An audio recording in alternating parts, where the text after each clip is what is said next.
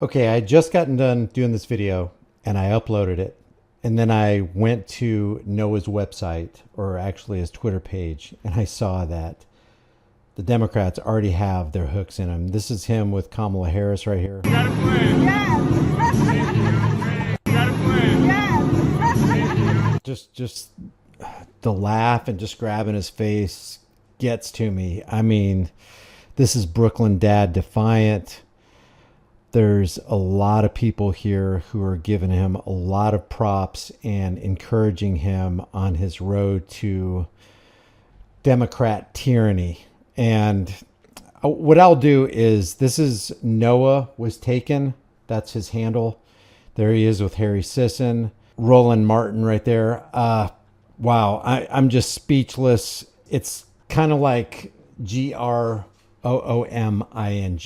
when you take a look at this header right here, and it's pretty discouraging and outrageous. I'm not telling you what to do, okay? I would really appreciate it if it would just be nothing but love and encouragement and support, not for tyranny or statism, but just challenging views. Let's put it that way. Apparently, I might do a different video on this because I haven't seen this yet, but it looks like Mike Lindell is all up in his face, and it says that, yeah, Mike Lindell just got owned by a 12-year-old, and it's absolutely effing glorious.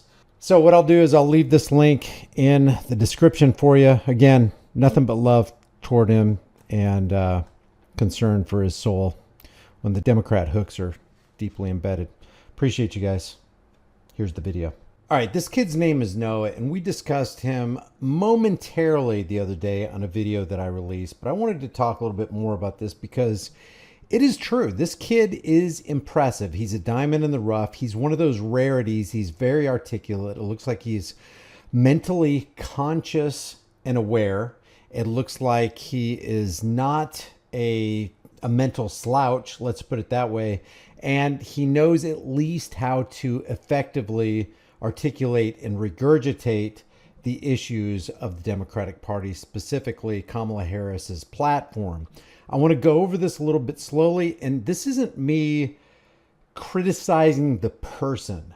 This is me criticizing a system and a group of adults who are actually indoctrinating this kid and helping him on the road to politics. I could totally see this kid. He's 12 years old right now. I could see him, I don't know, in 20 years, 25 years, being the president of the United States. That's how articulate he is.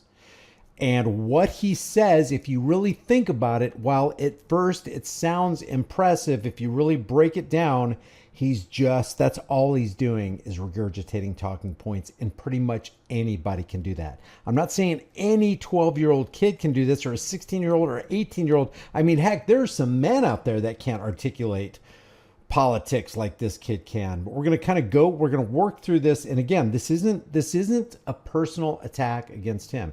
Noah, if you're watching me, hey, let's do a live stream together. I want to challenge your positions, because what underpins every political position, whether you're a Democrat or a Republican, whether you're for Trump or Harris, what underpins that is threats, force, and violence and coercion from the state. In order to enact policies, you need the funding to enact policies. In order to get that funding, you have to violate the consent of people who are hardworking, and you have to take a percentage of their income so that you can fuel that great effort, even if you have good intentions. Remember, good intentions will always be pleaded for every assumption of authority. It's hardly too strong to say that the Constitution was made to guard the people against the dangers of good intentions. There are men in all ages who mean to govern well, but they mean to govern. They promise to be good masters, but they mean to be your masters. So let's listen to what Noah says here. Noah, let me ask you, Yeah, how old are you? I'm 12. 12, wow. And what makes you so politically active at such a young age? So it's just so important. We have the other guy wants Project 2025. You know what that is. And we have a candidate who wants to cap rent costs, expand HBCU investments, fund Medicare, and fund our young people, and like you and I, and keep our country flowing like normal.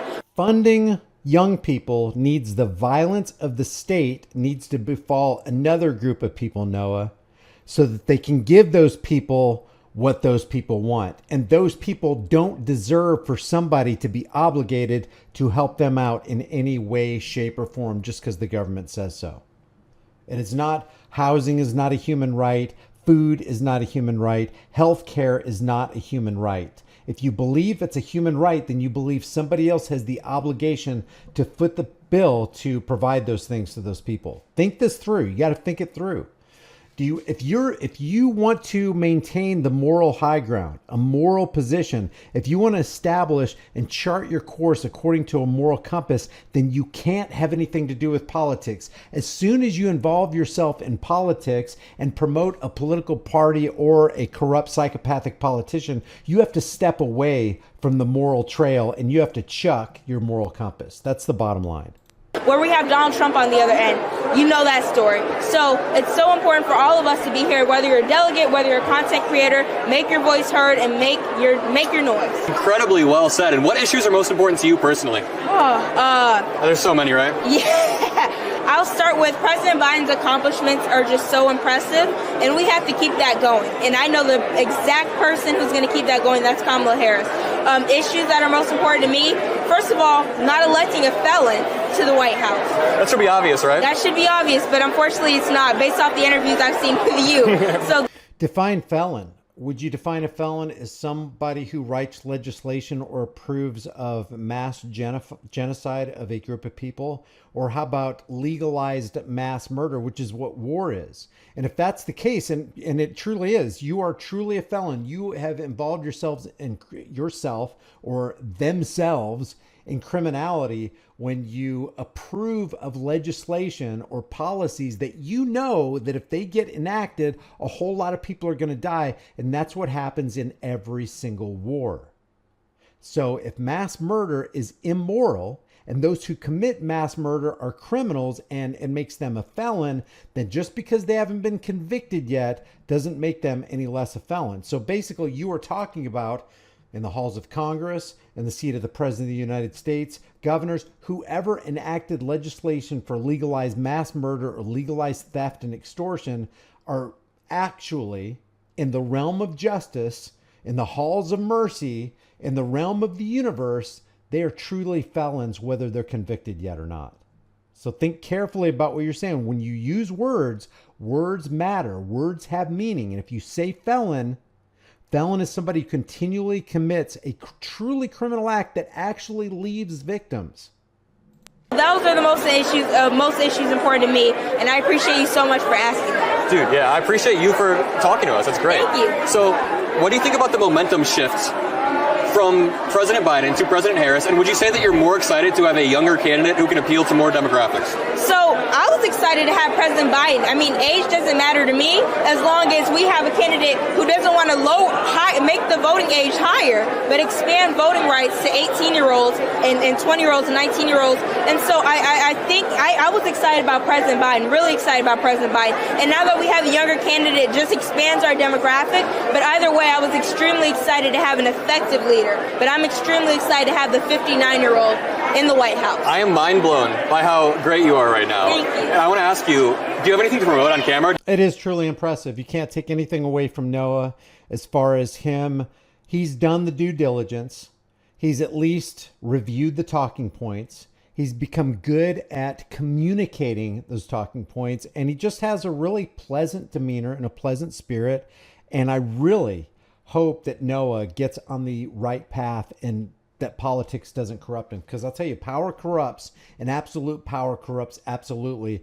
And I don't think he's corruptible yet, but he can become corruptible. And one thing we know about power is it attracts like a magnet those who have the propensity or the proclivity to be corrupted. Do you have like social media? Your Twitter. What's your Twitter? Yeah, my Twitter is Noah Was Taken, KNOWA. I'm so excited to be here with Adam. I'm super excited. DNC day one.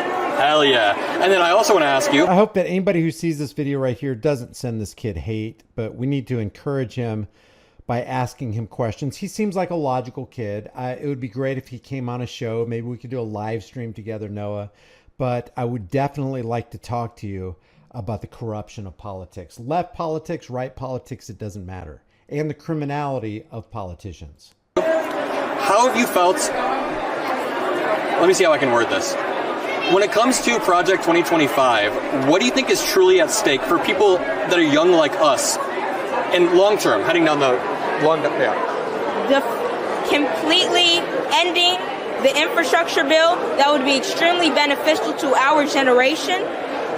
What else? Defunding public schools, defunding, and for certain people, Head Start program. That's super important, and it's so important to get your vote out to stop Project 2025, especially if you're 18 to 24.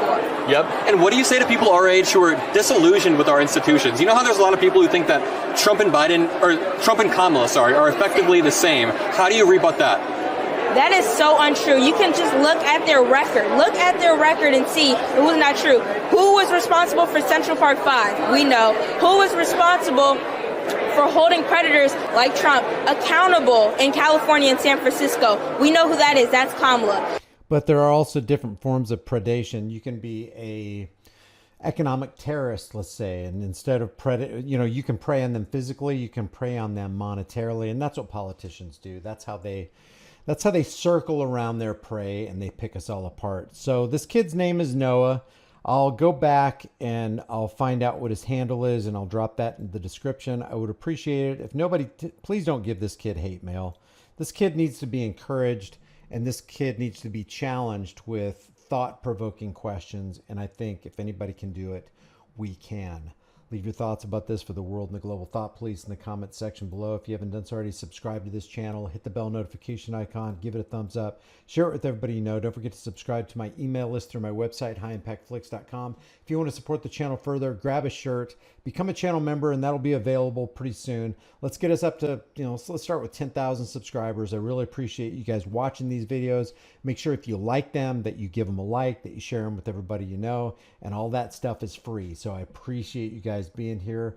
Let's shatter the left versus right paradigm lie, and let's save people like Noah. Guys, I will see you in the next video.